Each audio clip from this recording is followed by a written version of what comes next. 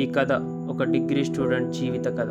తన జీవితంలో తాను చేసుకున్న తప్పులకు బాధపడుతూ చిత్రీకరించిన చిత్రం మీకోసం. వీళ్ళిద్దరూ చాలా మంచి స్నేహితులు.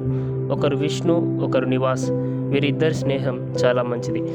ఇలా వీరిద్దరే కాకుండా మరికొందరు స్నేహితులు కాలేజీలో అలా ఉన్నప్పుడు వారితో కొంతసేపు మాట్లాడి వాళ్ళ క్లాసులకు వారు వెళ్ళిపోతారు.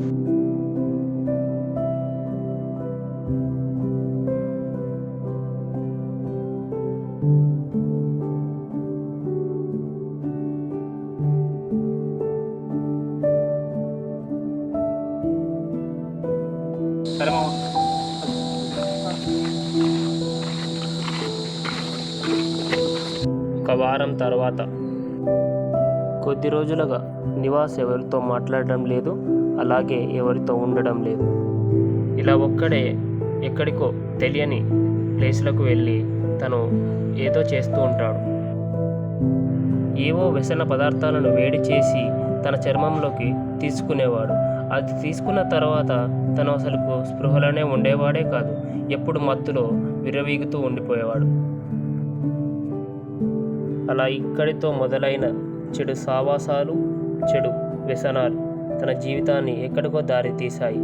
దీంతో తన మనస్తాపనకు చెందిన నివాస్ తను ఎప్పుడూ ఇలా ఈ డ్రగ్స్ మరియు గంజాయి ఇలాంటి వాటికి తను బానిస అయిపోయాడు. ఆ చేతురారా తన జీవితాన్ని నాశనం చేసుకున్నా అనే బాధతో మళ్ళీ అలాంటి చెడు వ్యసనాలకు మళ్ళీ దారితీశాడు. ఇలా ఒకరోజు కాలేజీ యొక్క నిర్మూల ప్రాంతంలో తను మళ్ళీ అలాంటి చెడు వ్యసనాలు సేవిస్తూ ఉన్నాడు. ఇది చూసిన తన స్నేహితుడు విష్ణు, తన ప్రాణ స్నేహితుడు ఇలా తన జీవితాన్ని చేతులారా నాశనం చేసుకుంటున్నాడు అనే భయంతో తప్పు చేసినా మంచి చేసినా ఎవరికి చెప్పాలి అంటే ఒక గురువుకు చెప్పాలి అని అలా విష్ణు నిర్ణయం తీసుకొని వారి యొక్క గురువుకి చూపించాడు. ఆ చెడు వ్యసనాలను తీసుకోవడం చూసిన వారి గురువు అప్పటికప్పుడే ఆ నివాసును ఇమీడియట్గా రిహాబిలిటేషన్ సెంటర్కి పంపించారు.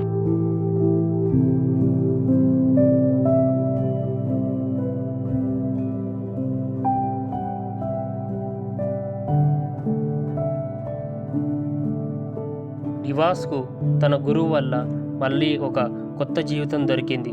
ఇది మారడానికి తనకు ఒక మంచి అవకాశం. ఇలా ఎవరైనా మీ తోటి స్నేహితులు అయినా బంధువులు అయినా చెడు వ్యసనాలకు బానిసలైతే ఎవరైనా పెద్దవారికి తెలియజేయండి, లేకపోతే పోలీసులకు ఫిర్యాదు చేయండి.